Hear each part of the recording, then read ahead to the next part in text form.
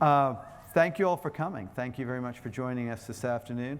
I'm William Anthony Hay. I'm the interim director of the School of Civic and Economic Thought and Leadership here at Arizona State University. I also double up as my other job as director of public programs, associate director for public programs here.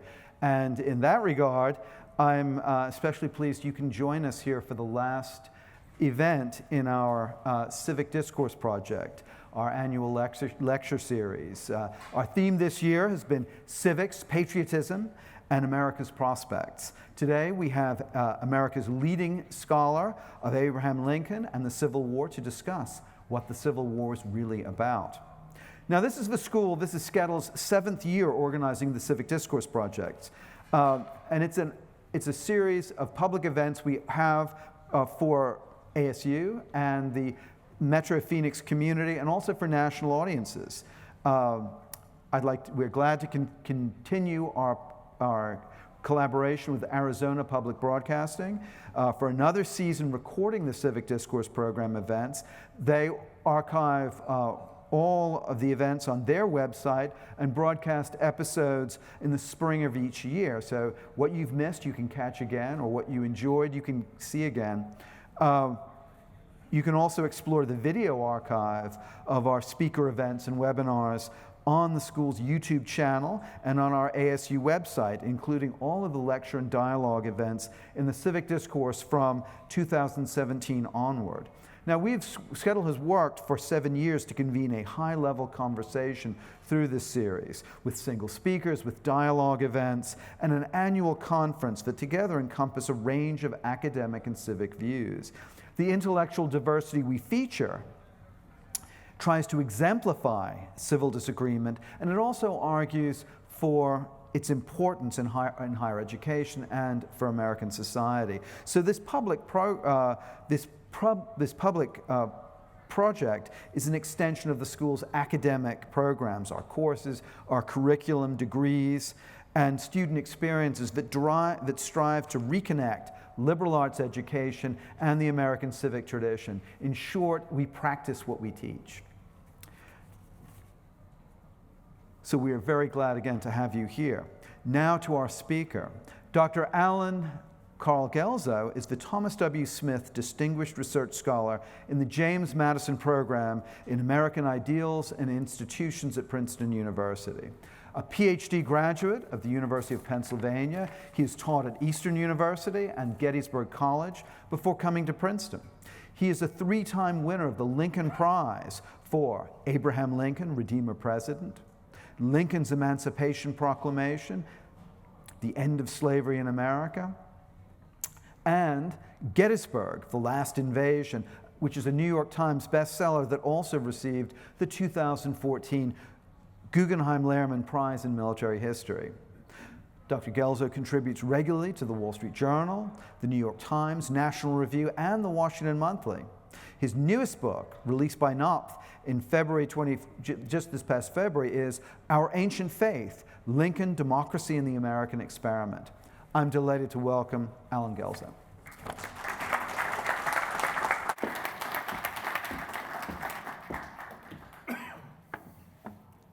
My thanks, first of all, to my friend Will Hay for the invitation that brings me here to Phoenix and to Arizona State University and SCETL.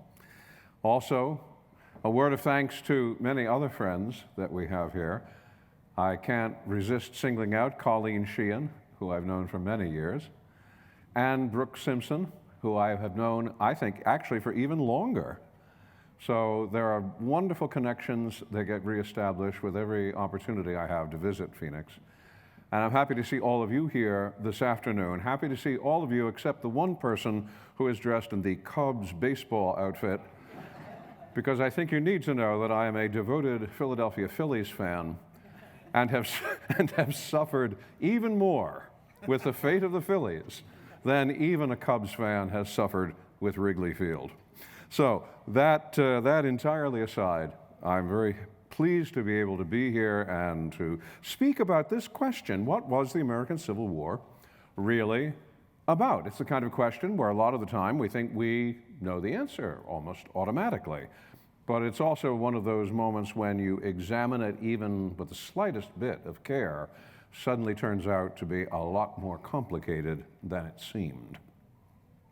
The American Civil War did not end well, which is not surprising, given that civil wars rarely have good endings. More than any other form of conflict, writes David Armitage, it is not war between states, not terrorism, but civil war, which has been the graveyard of nations. Civil war, Armitage says, is the most widespread, the most destructive, and the most characteristic form of organized human violence. And we could add, the one which has proven the most difficult to forget. Civil war is the hatchet that will not bury. Whether it's Ireland in the 1970s, Spain in the 1930s, or the Balkans in the 1990s. Whether it's the Roman Republic or democratic Greece, civil war has no permanent peace conference, and often no peace conference at all.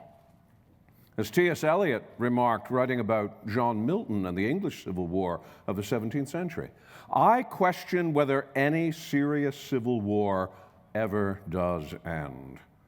No matter how long in the past, societies scarred by civil war are, Eliot said, so convulsed and divided that the effects are still felt centuries later.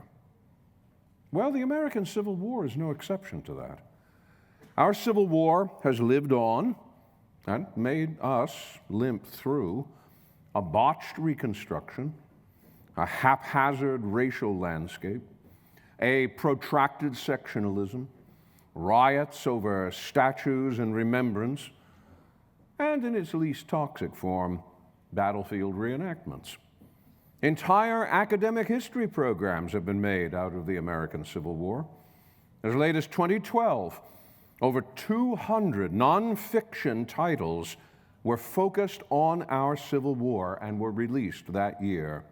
Some of them from publishers who specialize in nothing but Civil War books.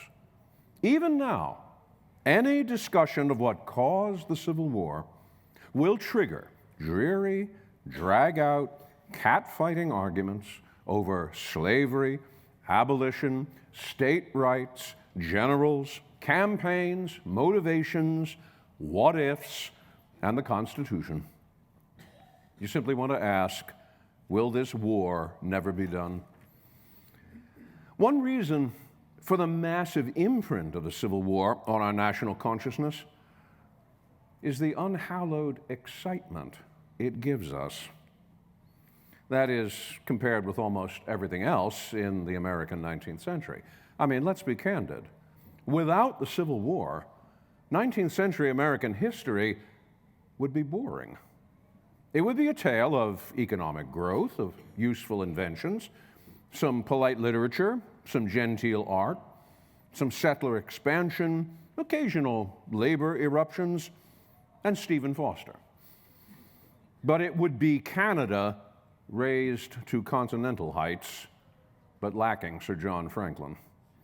Without the Civil War, 19th century political leadership would be known principally for its bland, onerous dullness. Imagine an American presidency between 1808 and 1898 whose high moments would consist of Millard Fillmore, Franklin Pierce, Chester Alan Arthur, and Benjamin Harrison, interrupted only by a sociopath, Andrew Jackson. So surely one reason why the Civil War bulks so large in our memories is that we need it to keep from falling asleep. But another and larger reason for our long memory of the war is the harshness with which the Civil War disrupted so much of the experience of ordinary Americans. By the time the war began in 1861, the United States had experienced 3 wars in its brief life since independence: the Revolutionary War, the War of 1812, and the Mexican War. But only the Revolution saw anything which approached a mass mobilization of the American people. And even then, the concept of mass has to be sharply qualified. George Washington's Continental Army was fixed by the Continental Congress in 1780 at 21,000 infantry, plus 2,000 artillerymen and 1,000 cavalry, which is minuscule by the standards of only 80 years later. Even then, Washington had trouble maintaining just that strength. The states may have mustered another 145,000 militia, but calling out the militia to assist the Continentals was usually an on-again, off-again affair.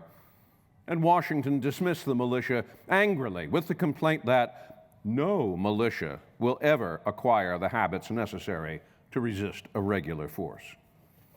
In the Revolution, little more than 0.5% of the population of the United States wore a Continental uniform, which is also approximately the same percentage as served in the War of 1812, and only a third of that served in the Mexican War.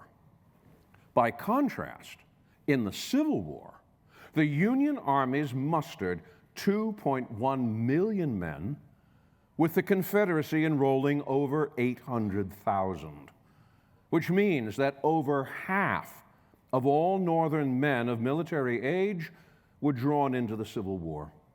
While in the South, due to the Confederate government's draconian conscription policies, just under 4/5 of military-age white males served. When we add to that estimates of the war's death toll, which now approach something like 750,000 by the most recent reckonings, we realize that almost 2.5% of the entire American population died in the Civil War. While in the South, the white military-age male population was literally decimated. Translated into modern terms, the Civil War's death toll would produce 8.25 million war deaths. World War II, by comparison, produced slightly over 407,000 deaths. If that comparison shocks us, imagine what it did to the consciousness of American society in 1865. It was not only the colossal demographic blow of the war which struck Americans, it was the way in which it was administered. So few Americans in 1861 had any idea of what 19th century warfare looked like beyond heroic melodramas and antiseptic history paintings, that the actual environment of combat simply outstripped their capacity to describe it. Over and over again, soldiers confessed in what became almost a formula that no words can depict the ghastly picture of battle. Worse than that, the soldiers' horrified sense of war's destructive novelty forced an unwelcome transformation on them. As one Confederate soldier wrote home from Richmond in June of 1862, "I don't believe I am the same being I was 2 weeks ago. At least, I don't think as I used to, and things don't seem as they did." The experience of the war shocked Americans, and shocked them in many, many ways.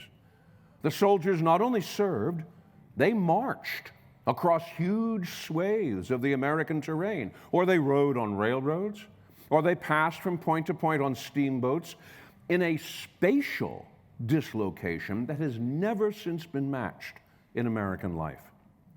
Elisha Stockwell, who ran away from his father's farm to join the 14th Wisconsin, had never even seen a black man before in his life. But his regiment marched through Georgia with William Tecumseh Sherman, and what he encountered there was the education of a lifetime. "I had thought before that God had made the Negro for a slave for the whites," Stockwell recalled. "But after seeing a slave owner try to whip 2 female slaves, my views on slavery took a change." Indeed, they did. Stockwell and his friends tied up the slave owner and gave the whip to the slaves. And it was not just the soldiers who turned into involuntary wanderers. Tens of thousands of unprepared, unguided, and undisciplined Southerners wrote Elizabeth Massey in Refugee Life in the Confederacy, voluntarily displaced themselves and floundered around the contracting Confederacy for months and years. George Rabel has upped her estimate towards as many as 250,000 during the war. And that doesn't even start to reckon with at least 200,000 slaves who headed the other way for freedom behind Union lines, along with Southern white Unionists and Southern draft resistors who preferred the company of the Yankees to their own fellow Southerners. No wonder that returning veterans and refugees could no longer see the landscape as the same in 1865 at the war's end. At the close of the fighting, the eponymous hero of William Dean Howell's classic novel, The Rise of Silas Lapham, found that I had got back to another world. The day of small things was past, and I don't suppose it will ever come again in this country. On the negative side of the ledger, emancipation erased the $2.4 billion in assets represented by the South's slaves, approximately a third of the South's net wealth. Another 10% of the South's non-slave agricultural assets, livestock, cotton, tools, also disappeared in smoke and general destruction. In Alabama, per capita wealth among white farmers fell to 1/6 of what it had been in 1860. In Georgia, the state comptroller general helplessly estimated that almost 4/5 of the entire wealth of Georgia had been destroyed or rendered unproductive.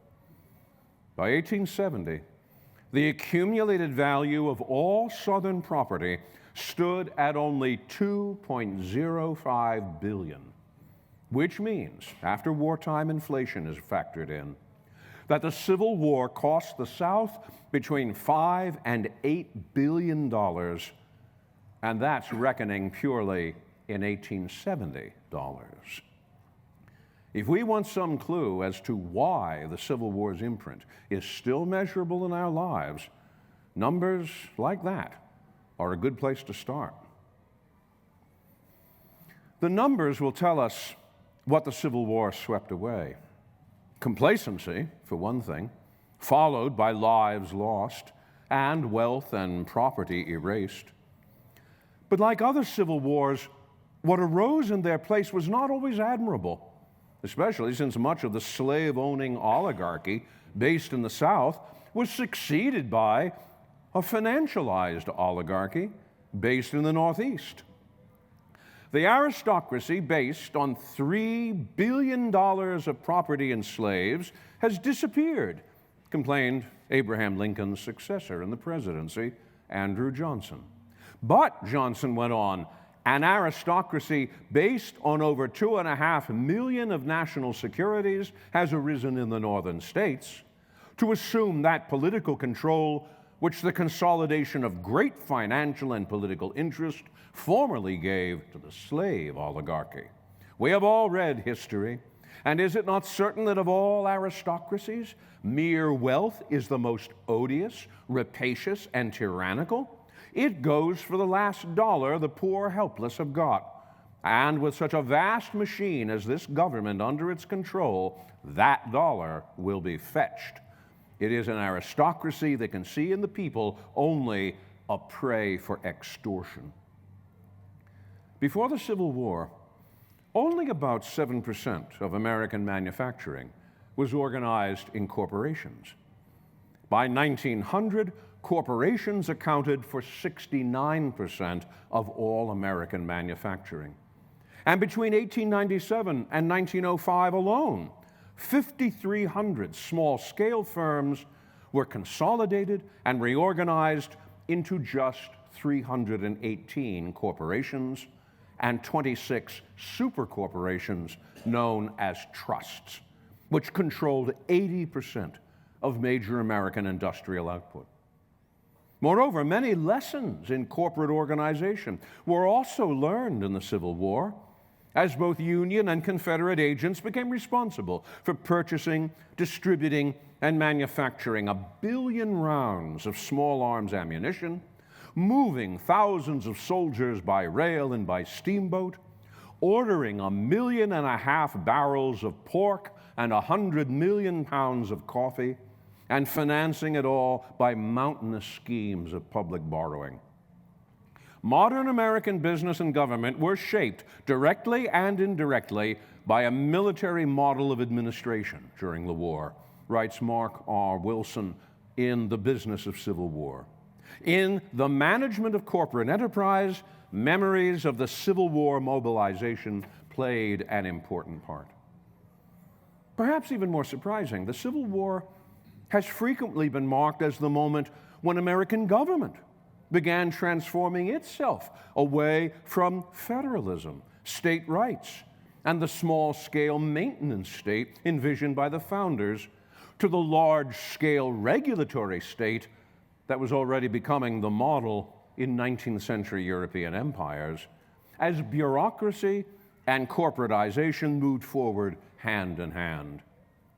This transformation is sometimes measured by vocabulary, as in the oft-cited example that Americans began to speak of themselves after the war as a single nation rather than a union, as though Northern victory in the Civil War was a parallel to Otto von Bismarck's creation of a German empire out of his wars with Austria and France from 1866 to 1871.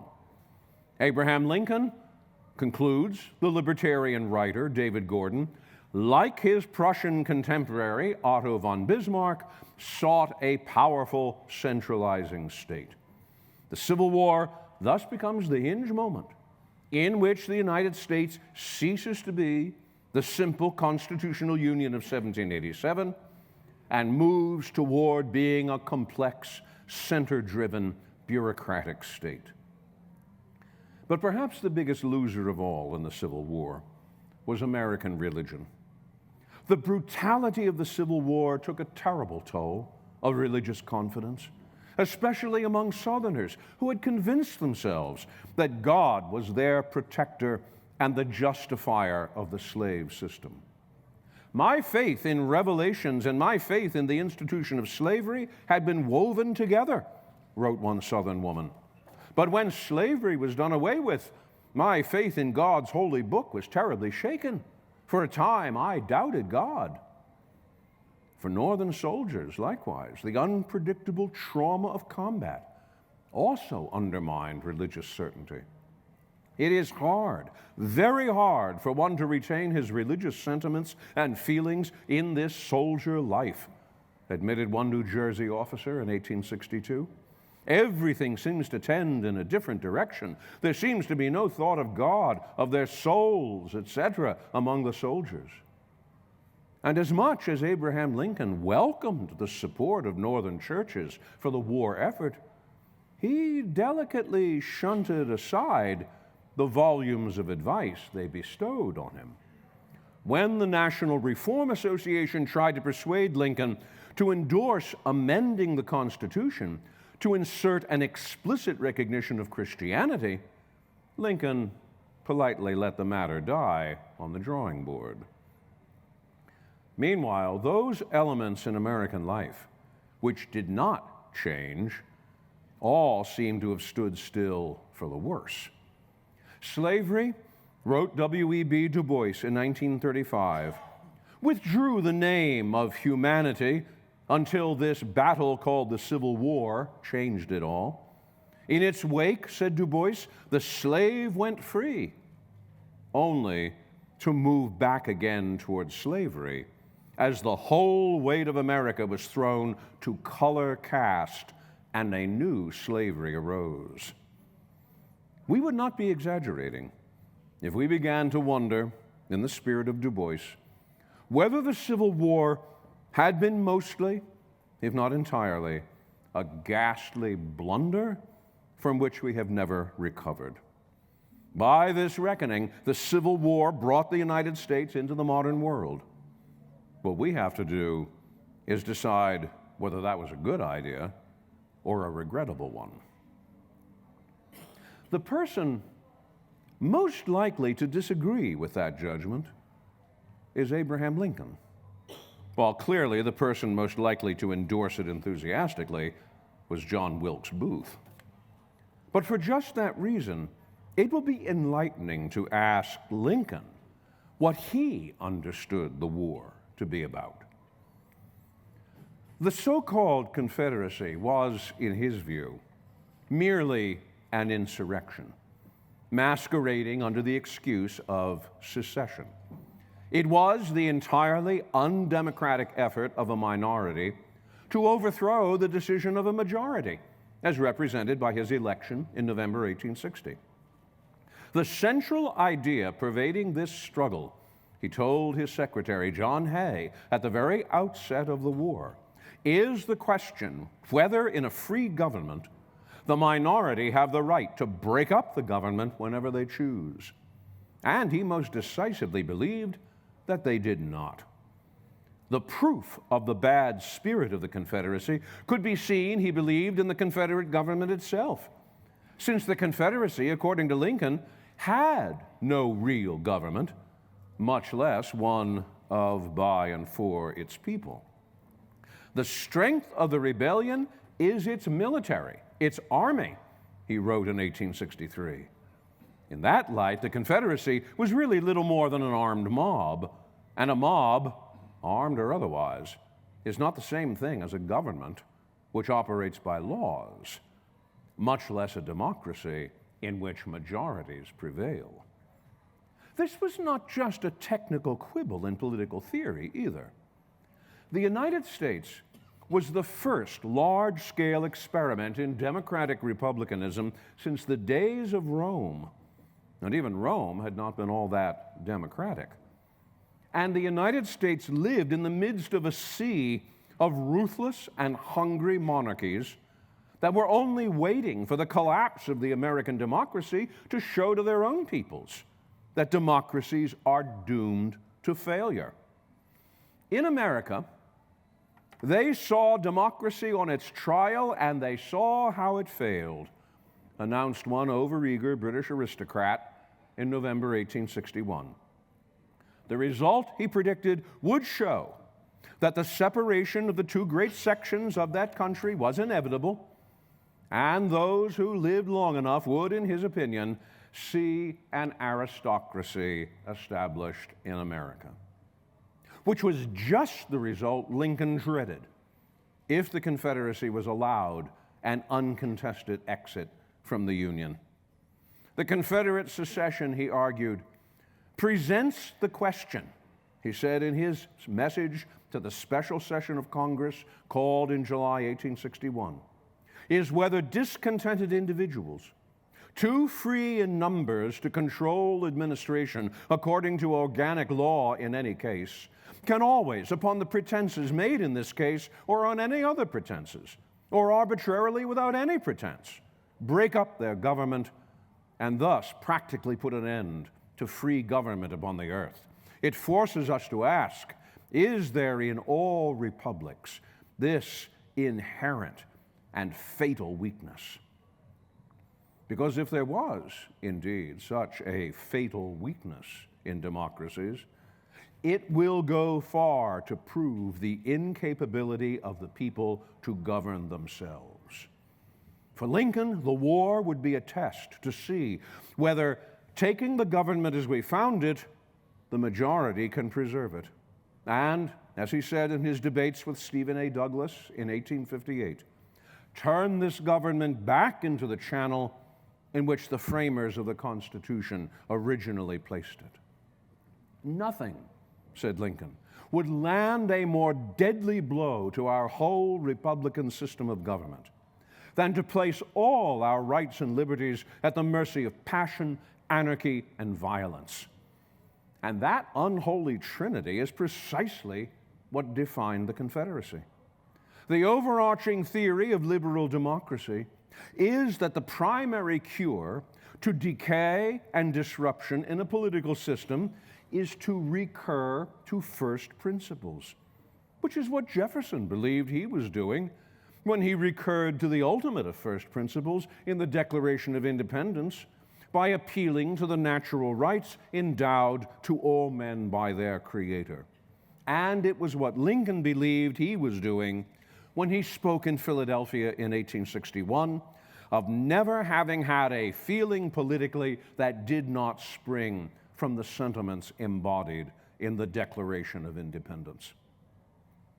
Lincoln's contemporaries echoed his sense that the Civil War's fundamental purpose was to return to, preserve, and perpetuate the original idea of a democratic republic, as opposed to the Confederacy's departure from that idea. All the worn-out aristocracies of Europe saw in the spurious feudalism of slaveholding their strongest outpost and banded themselves together with the deadly enemies of our national life, declared the historian George Bancroft in New York City in 1865.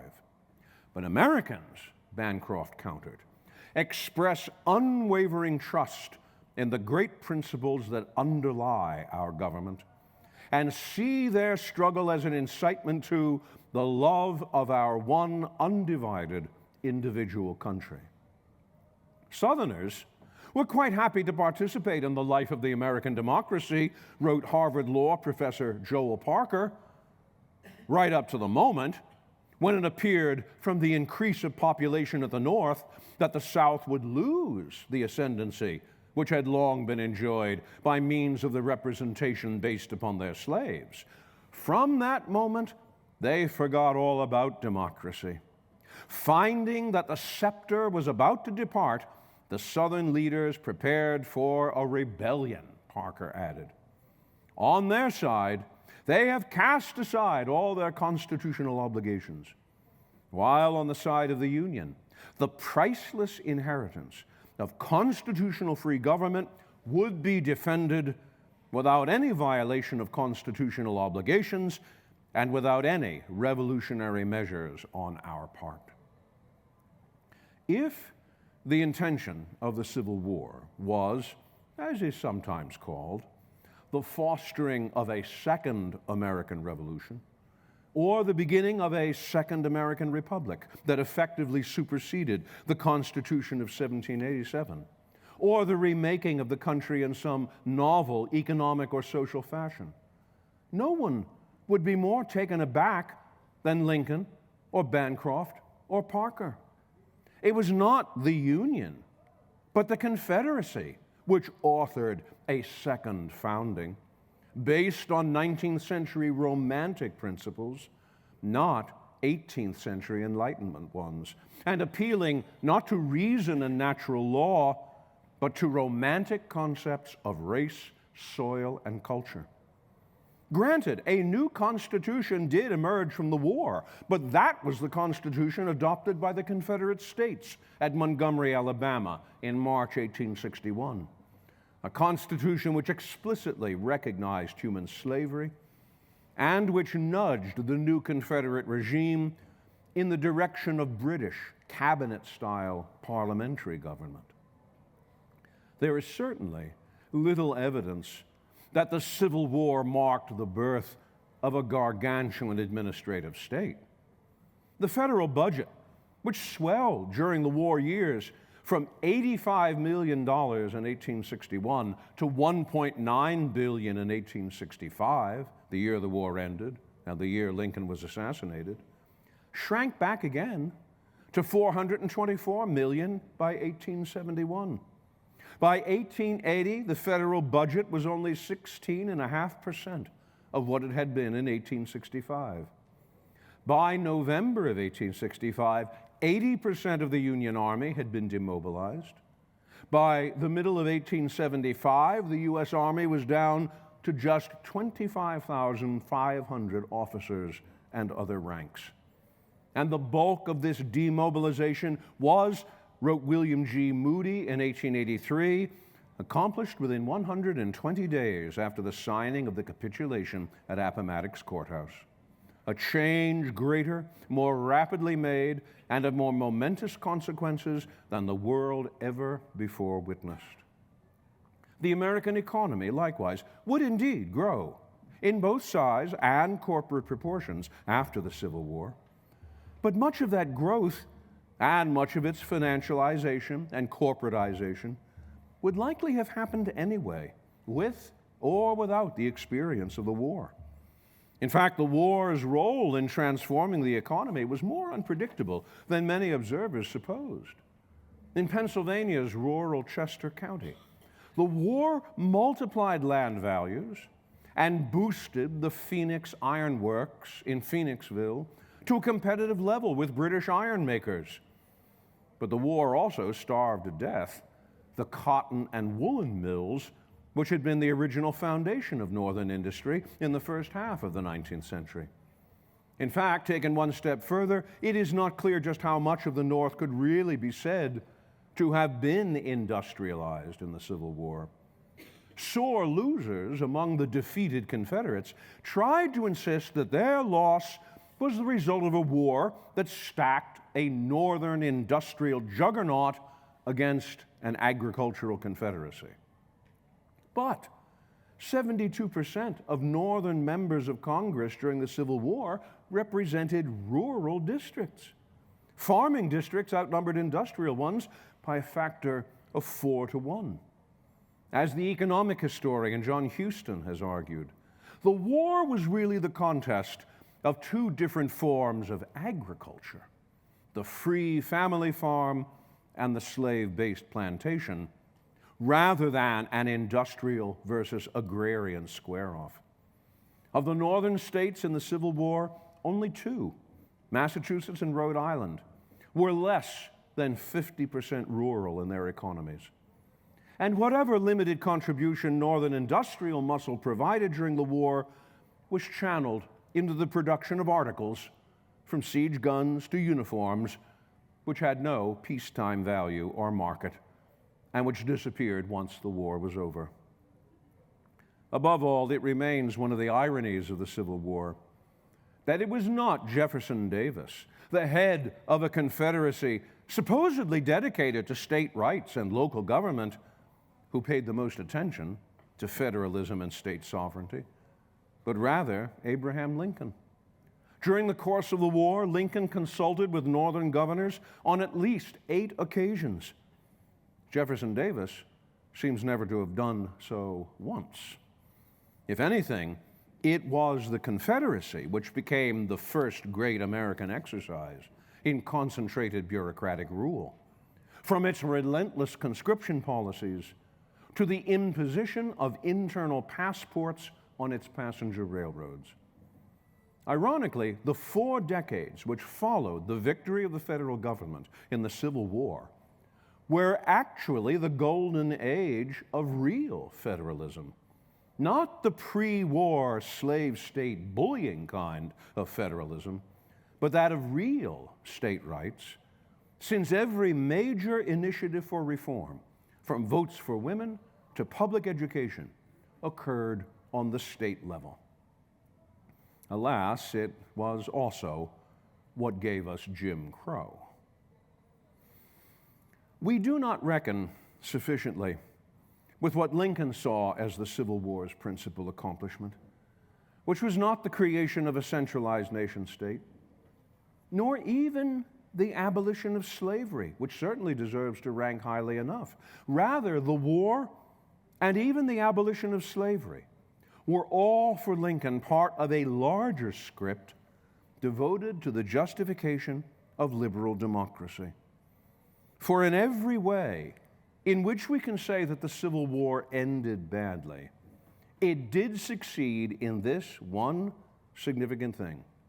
It made democracy believable to the world again. After the failures of the Reign of Terror, of the Bolivarian dictatorships, and the revolutions of 1848, democracy seemed to have caught a second wind from the American Civil War. Lincoln cast this new birth of freedom in its most eloquent form at Gettysburg, when he asked Americans to acknowledge that the fundamental goal of this great Civil War was making permanent a government of the people, by the people, and for the people. In fact, he asked that we do more than just acknowledge it. He asked that we dedicate ourselves to it. This is why the Civil War should remain so central to our imagination. Not because we enjoy replaying its violent scenes, like the endless loop of an action-adventure movie, but because we sense, however mutely, that it really was fought to save a democracy. And therefore, we feel urgently the necessity of being part of it. The Civil War created unprecedented problems. It did not solve all of them, or all of the ones that existed before it began, especially concerning race. But it did save the idea of democracy at the moment in the 19th century when, if that idea had been lost in North America, it might well be said to have been lost everywhere and for good. Instead, the victory of the Union led the friends of liberal democracy in England to rejoice in 1864 that an English liberal comes here not only to watch the unfolding of your destiny, but to read his own. Your regeneration, when it is achieved, will set forth the regeneration of the European nations. It led still other friends in France to insist that if liberal institutions come out victorious from a tempest where many hope to see them perish, will this be nothing? The answer to this question does not alone include the future of America, it also contains our own. And it even led slaves laboring in the sugar fields of Spanish Cuba in January of 1862 to mingle within their songs the significant refrain, "Avanza, Lincoln, avanza, tu eres nuestra esperanza." Onward, Lincoln, onward, you are our hope. On those terms, we may actually need to embrace the importance of the American Civil War now more than at any previous moment, if only because democracy has once more come onto such hard times. 30 years ago, with the collapse of democracy's most serious totalitarian rival, democracy seemed to stand as the only viable form of government in the modern world, as the end of history. But since then, democracy has sagged. A former Soviet intelligence operative shrewdly twisted post-Soviet elections into a nationalist authoritarianism. The fastest growing and most aggressive economy in the world belongs to a repressive dictatorship. According to the annual surveys published by Freedom House, the number of people living in genuinely democratic states has fallen by more than half since 2003. We need to know and to understand the Civil War for what it failed to do, yes, but also for the one surpassingly great thing it saved, and why it was worth the last full measure of devotion. We should not need to romanticize the Civil War, or any war, and its outcomes. But sometimes we need to acknowledge that war has saved endangered things from becoming infinitely more endangered. Winston Churchill, who had experience of many wars that should never have happened, and one whose happening was thrust upon him, once wrote that the American Civil War must, upon the whole, be considered the noblest and least avoidable of all the great mass conflicts of which till then there was record. He was not wrong. And we will not be wrong if we let the memory of the Civil War and of Lincoln bring us back to the first principles of our democracy. Thank you very much.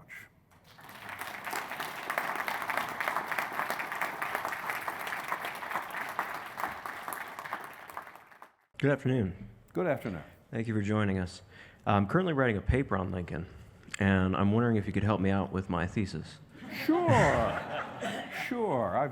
I know a thing or two on the subject. So I'm looking at Plato, and I'm looking at Montesquieu, and I'm thinking about the spirit of a democratic regime. Yes. Politically, or specifically, rather, the idea of political virtue, the idea of sacrifice being the necessary element to a democracy. And I'm wondering if you could point to any particular instances in which Abraham Lincoln was pushing for this type of political virtue, or maybe his best example of such a feat. Well, to start, we could say that for Lincoln, democracy is itself a virtue. Because democracy is built upon certain fundamental assumptions, which contain within themselves what we can call, even in Platonic terms, virtue. First of all, democracy assumes as its basic fundamental premise the consent of the governed. In a democracy, sovereignty resides in the people. And government does not have a mandate to do what it wishes to the people. Rather, government may only do that which the people themselves consent to have it do. So the consent of the governed, this for Lincoln was what he called the sheet anchor of American republicanism. He would go on from there to say that this actually amounts to an almost religious conviction. He described the Declaration of Independence, for instance, as our ancient faith. And that's a phrase I picked up and used as the title of the book that Will was describing at the very beginning. Our ancient faith, it almost has a religious connotation. So we start with those basic premises of democracy, and we discover that there is a virtue in them just by what they are. Now, one criticism which is often made of democracy, and to a certain degree Plato reflects this. Remember, Plato saw what happened to his teacher, Socrates, when the Athenian assembly decided to impose a capital sentence on him.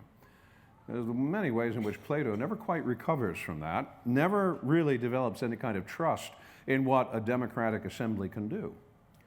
But look at what a democracy can do when it functions according to yet another set of premises, which are the premises of law.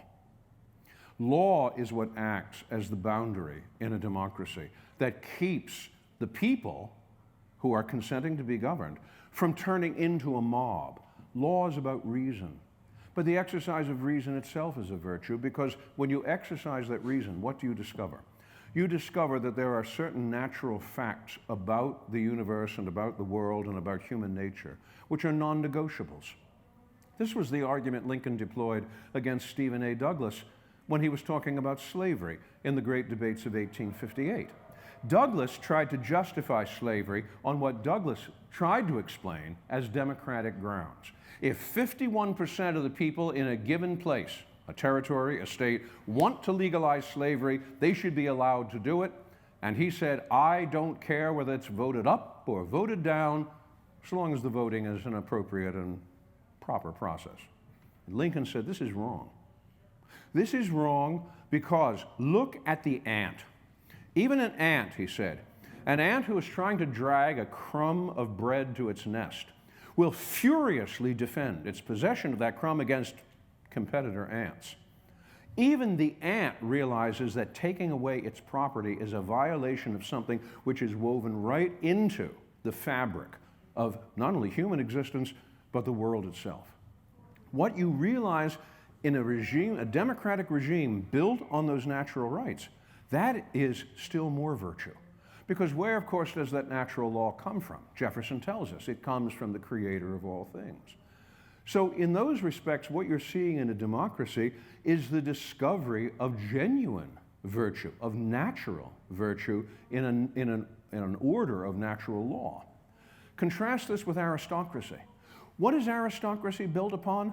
Power, not consent, power. It starts at the very top with kings or dictators or dukes or what have you. And then it flows down as they exercise power and control over others. Is that a power which is well known for its humility?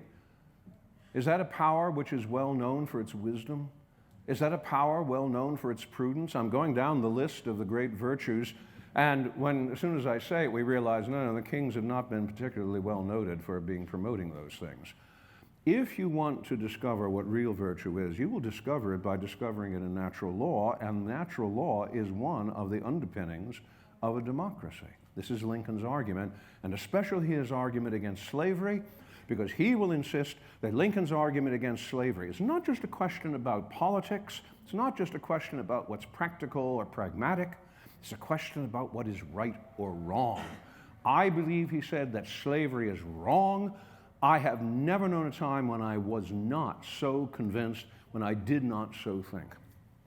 So if I have to respond to Plato's skepticism about the way democracies often function, Lincoln will stand right there and say, yes, I know, there are moments when democracies lose their hold on reason.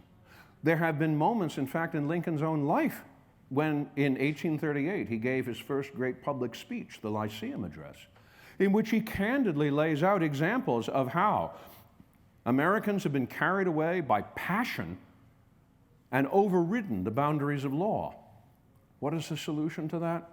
To let reverence for law, and especially reverence for natural law, to be restored and to guide us. And that, he said, that is what will guarantee the perpetuation of our political institutions.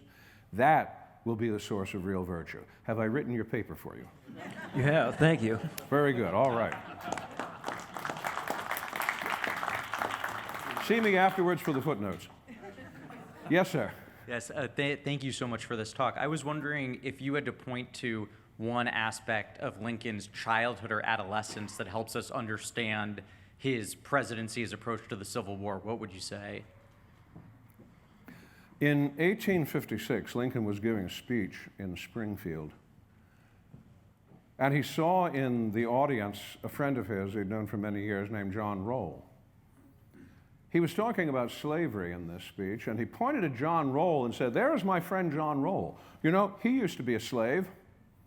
Not that John Roll had literally been in slavery, but that he had been in a condition that seemed very closely to approximate it. And then Lincoln went on to say, "I was once a slave, but now I am so free that they let me practice law." What did Lincoln mean by that? Well, he was referring to his adolescence, to a time when everything that he was put out to work, to earn, had to go to his father. And Lincoln did not, shall we say, have the best of relationships with his father. Thomas Lincoln, he once said, only knew enough to bunglingly sign his own name. That doesn't really come off as much of a compliment. Now, there was a great deal of tension between Thomas Lincoln and his son Abraham. And one thing which really grated on Abraham was that Thomas would hire him out as a boy, and he would have to work for others, and everything that he earned from those others had to go to his father. Now, the one exception to that was something that Lincoln constantly referred to, an incident that involved when the Lincolns were living in southern Indiana. Right down by the Ohio River, Lincoln kept a small paddle boat. And he kept the paddle boat there because it was the custom of steamboats on the Ohio River, going up and down the river. You didn't have stops, you know, it wasn't like the metro. What you did was, if you wanted to get picked up by the steamboat, you would have someone paddle you out to midstream, intercept the steamboat, and you get on the steamboat there. Of course, you had to pay the person who paddled you out. Lincoln has this little boat there, and one day 2 men come running down to the shore, and they point to a steamboat coming up the river, and they want to be put on that steamboat. He paddles them out there, they clamber onto the steamboat, and then each one turns around and flips him a silver $50. Lincoln said, I looked at that. It was the first money I had earned that I could keep myself.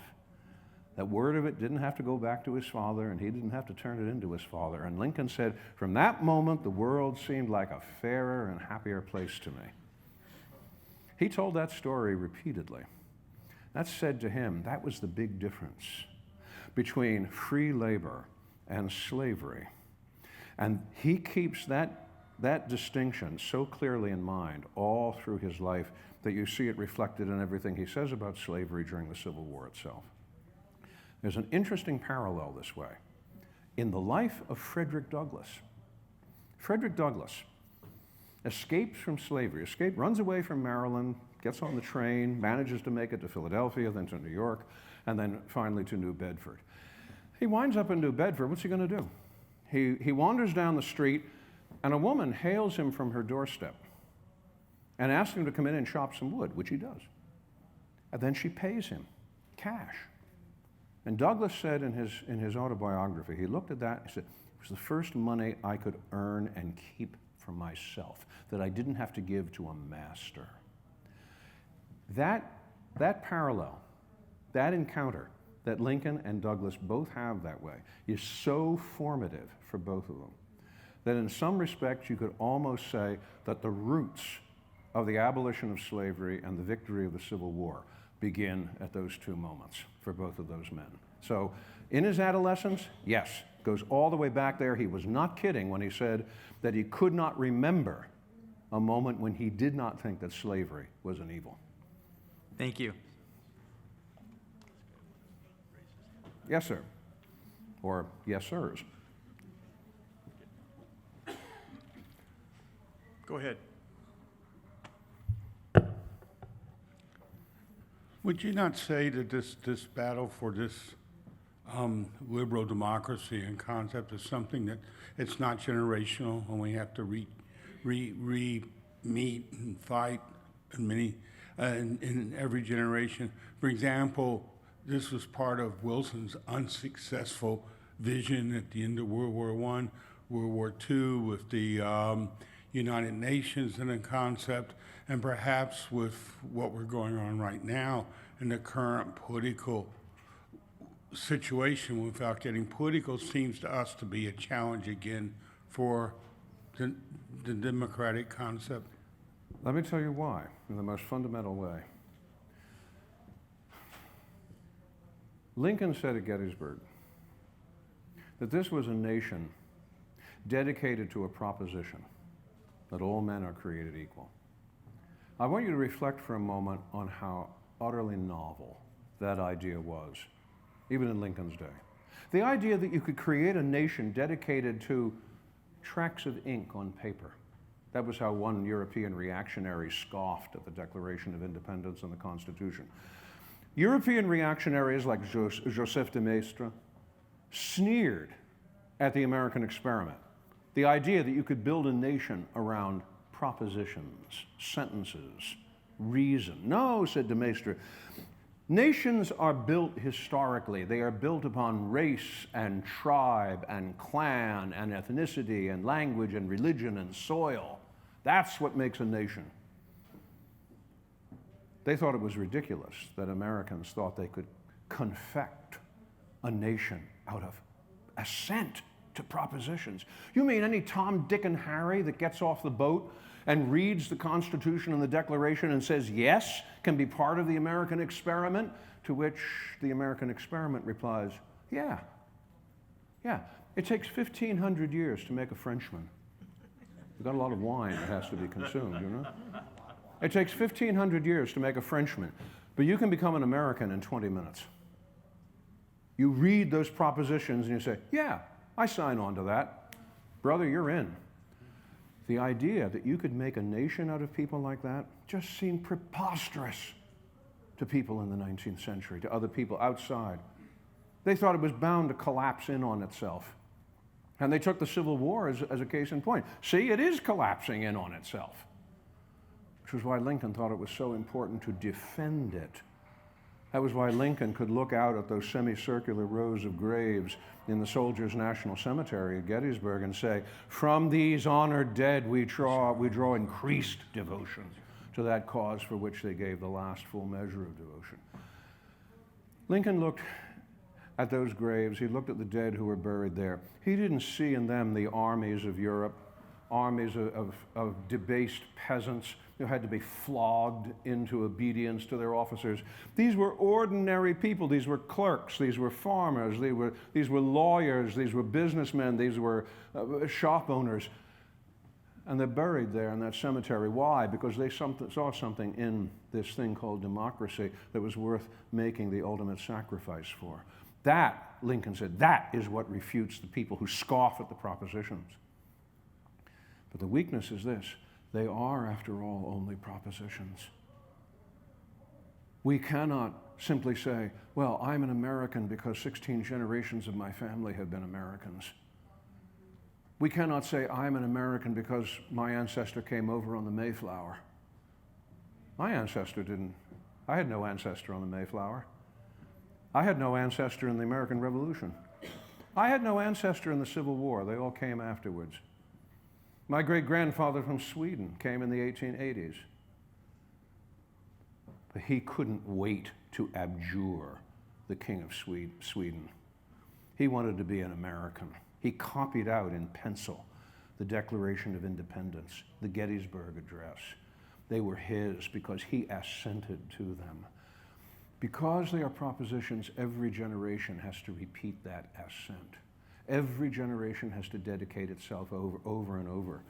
We can't fall back on who we are descended from. We can't fall back even on language or culture. We have only those propositions, and every generation has to dedicate itself to those propositions for democracy in America to live. It has its weakness. Yes, it has its great weakness. It has its great strength, though, because it means that anybody, my great-grandfather, your great-grandfather, can be part of this thing. There's nothing that stops them from being part of the American experiment. And I do not hesitate to say that the finest thing my great-grandfather saw in life was the boat that brought him to America. So that is my answer.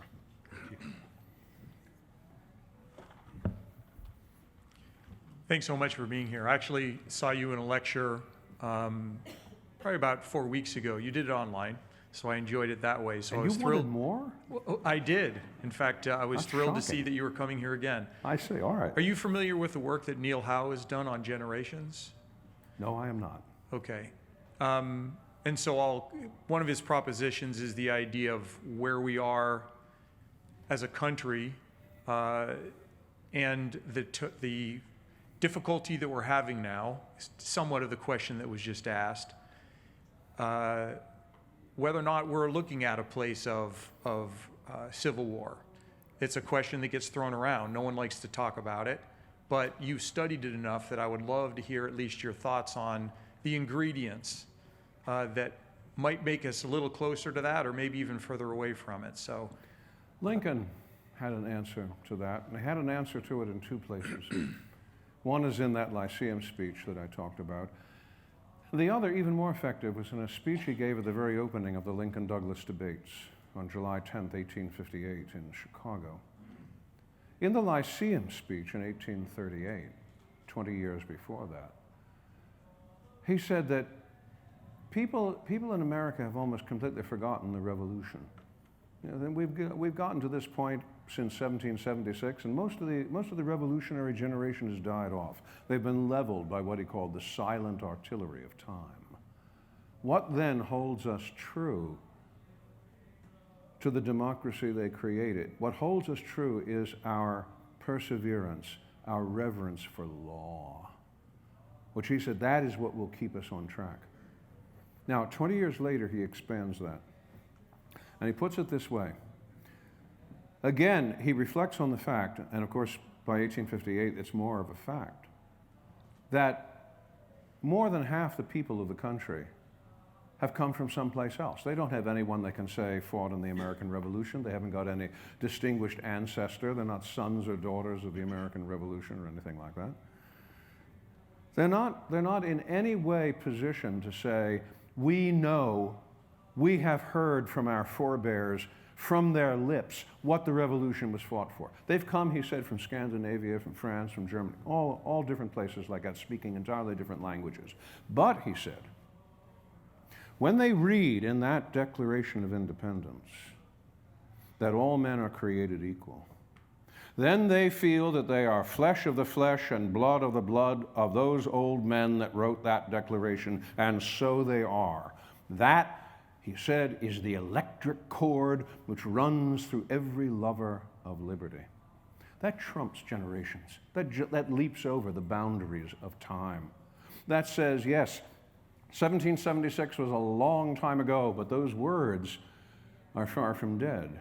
And those words speak to us in every generation. So when we encounter crisis, which we do all the time, I mean, we look at our present polarization and we think this is something entirely novel. Oh my goodness.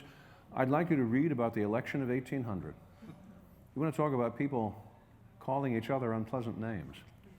Jefferson and Adams. And we think that, well, that was long ago. Yeah, but that's because we got through that. What about 1824 and 1828 with John Quincy Adams and Andrew Jackson? Oh, there were people who really knew how to sling mud. Andrew Jackson, one of the most famous statements about Jackson was actually concerning the people in South Carolina who were giving him a hard time about the tariff.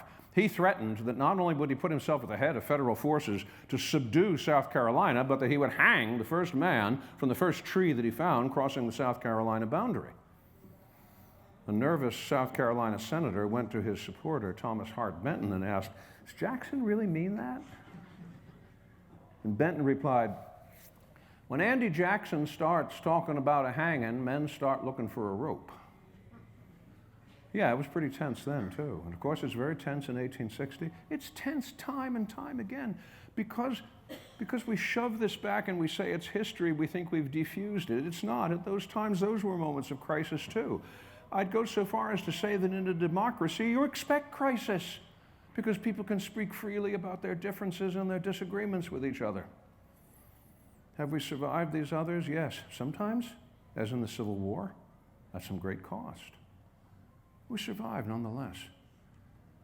And I hope I'm not speaking like a cockeyed optimist to say, depending on our devotion to those principles, we will yet survive this because the principles of democracy are greater even than our disagreements and our polarizations. I say to people, take heart, be careful, be prudent, be wise. But take heart because democracy is not some fragile flower to be blown away by a puff of air.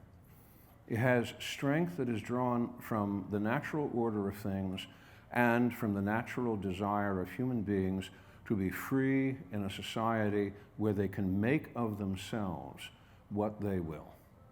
I think there's more strength there than we give our democracy credit for. Thank you. Yes, sir. First off, my great-great-great-grandfather was a Swede-Danish who came over in the 1880s, so let's go. Yes. We build nations. All honor to our Scandinavians who gave us blonde hair for a little while. So you're telling me this won't last? Come back to me in 20 years and we'll see. Don't get overconfident. Yes, we celebrate our Scandinavians, but as I say, at the end of the day, my gratitude to Sweden is that it sent my great-grandfather here. You know, you have to reflect on the fact that in the 19th century, Sweden loses 1/5 of its population. 1/5. 1 out of every 5 Swedes emigrate. Where do they come to? They come to America. Mostly they come to Minnesota, and that's why we get the Minnesota Vikings. But yes, they come to America. And one Swede writing back to his family in America, I've read this letter, this is a marvelous letter. He writes back inviting them to come and join him in America. And why? Because he says, in America here, my cap is not worn out from having to take it off in the presence of gentlemen riding by in their carriages. Yeah. They became Americans before they even set foot on American soil. Something happened in transit. They were coming for something that they wanted badly. I had an old friend many years ago who had actually been born in Hungary. And his comment to me was that I was an American, I was born an American in another country because that's where all of his instincts were. So yes, even though our ancestors came from all these other places, and even though we conduct DNA tests to find out who we're related to, and that's fun to do, and we have genealogical associations, and that's fun to do too, that's really never much more than amusement. The thing that makes the most difference to us is the fact that we are Americans in a democratic society, and that is what we affirm. And what is it that we affirm? Not tenets of race or religion or ethnicity or language, but those propositions in the Declaration of Independence. That's what we affirm. And now I'm going to actually give you a chance to ask your question. I was going to say, actually, getting back to Lincoln, I'd love to talk to you more about the history of your ancestors. But 2 questions. One of them is just really a yes or no. The first one, I heard on a podcast once that Abraham Lincoln read the book Sufferings in Africa as a child about Captain James Riley, who was sold into slavery in the Sahara Desert. But then I used it on a paper and I got marked down for it, saying that there was no accurate source. Now, I didn't provide a source, so that was on me. But then I went and the only source I could find was Reddit, which isn't reliable at all. So did that actually Louise happen? Louise Stevenson's book on the international context of the Civil War and slavery has a section devoted to her speculation on Lincoln's reading of Riley's narrative.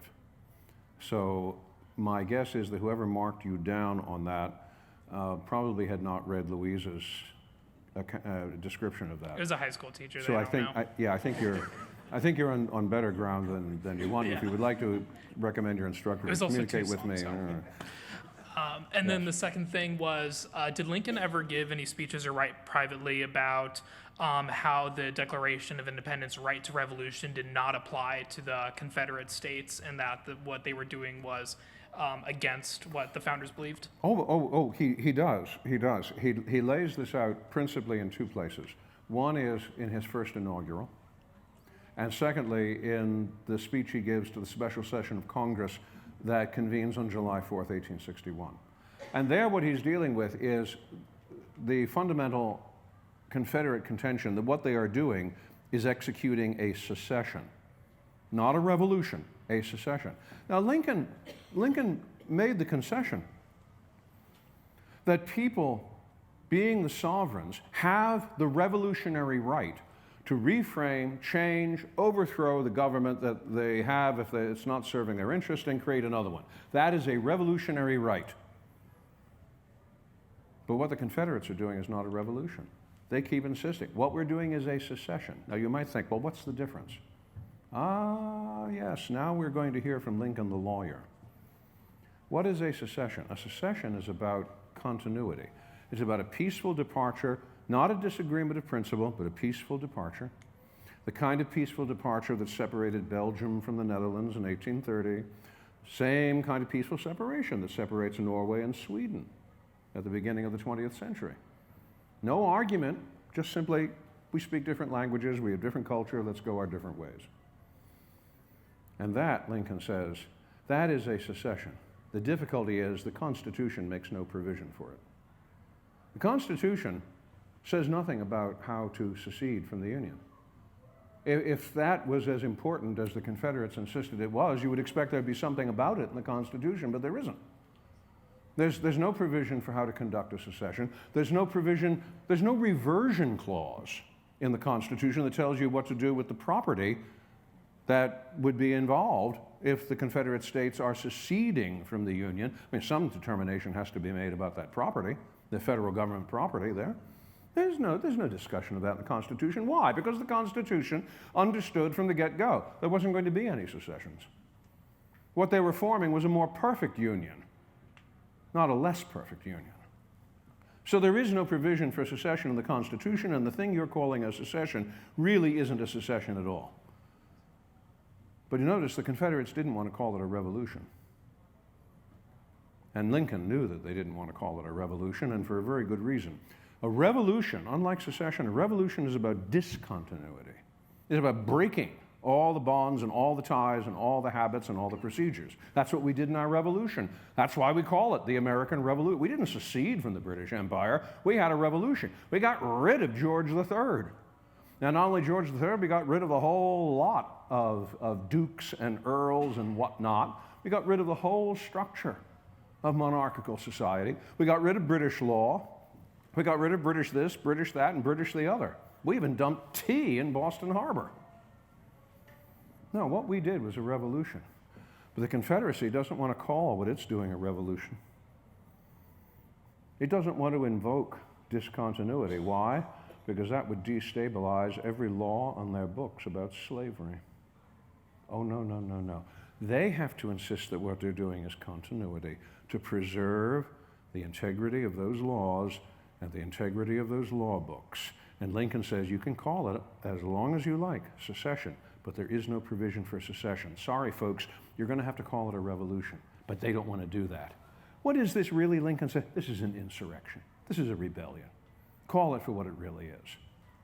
So I've just given you a crash course in the legal and constitutional technicalities of secession and revolution, and that is how Lincoln responds to that. Yes, sir. I want to say again, thank you very much for coming and speaking here today. It's been very informational. I'm happy to be here. I wanted to ask, is there anything that sticks out to you about Lincoln that made him different and or special as a leader in such a difficult time in a democracy?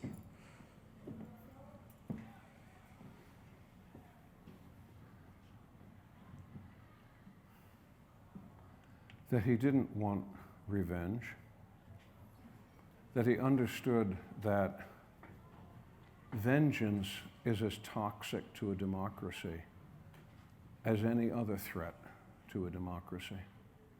I think one of the most remarkable letters he writes is at the end of July 1862. He's writing to a man named Cuthbert Bullitt, who is a unionist living in Louisiana, but who's writing to Lincoln and saying, well, federal occupation of Louisiana has got this problem, that problem, the other problem.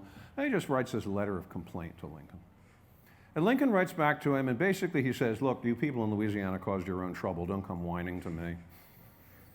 But at the end of the letter, he says this, and this is remarkable. I shall do nothing in malice. What we are dealing with is too great for malicious dealing. And you draw a straight line from there to the closure of the second inaugural. We're having laid out everything that the war has cost and why the war has been inflicted on the American Republic. He then urges us to have malice toward none and charity for all. That's not because he was just a nice guy. Right? It's not because he could have written Hallmark greeting cards. It's because he really understood that a democracy cannot be about bloodletting. There are times when it has to defend itself with blood, but it is not built on power. It is not built on twisting people's necks. It's not built on the hangman's noose. People ask him, what are you going to do with the Confederate leadership at the end of the war? He made this shooing gesture with his hands, like he was shooing chickens in a barnyard. He said, let them go. Let them get out of the country. Let them go into exile. He didn't want that because he knew that would taint what was going to happen in the years after the war. He had a remarkable sense of being able to stand outside of himself.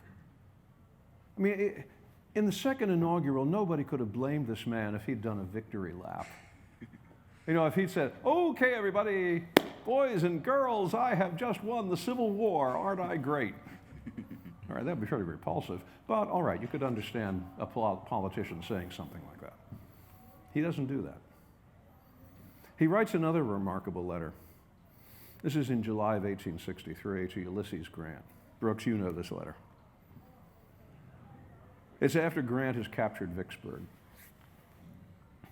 Lincoln writes to him and congratulates him with a great victory. Lincoln says, you know, at the beginning of your campaign, I didn't think it was going to turn out right. You know, I saw what you were doing, and I thought, oh, this is going to end badly. But then, of course, it didn't. Grant laid siege to Vicksburg. Vicksburg surrendered. And Lincoln ends the letter by saying, I'm writing this to you to tell you that you were right and I was wrong. Yours truly, A. Lincoln. That is the President of the United States, writing to a general whose political loyalties he, at that moment, could not be entirely sure about, but he writes it anyway. What kind of a politician, what kind of a leader, what kind of a president writes a letter like that? A great democratic president. Yeah, those are the moments I go to in Lincoln. Yeah, thank you very much. All right, well, I see Will is on his feet, and he is about to invoke cloture, as they say. So I yield to him. Indeed. Thank you very much, Alan, for an outstanding talk. Thank you, Will.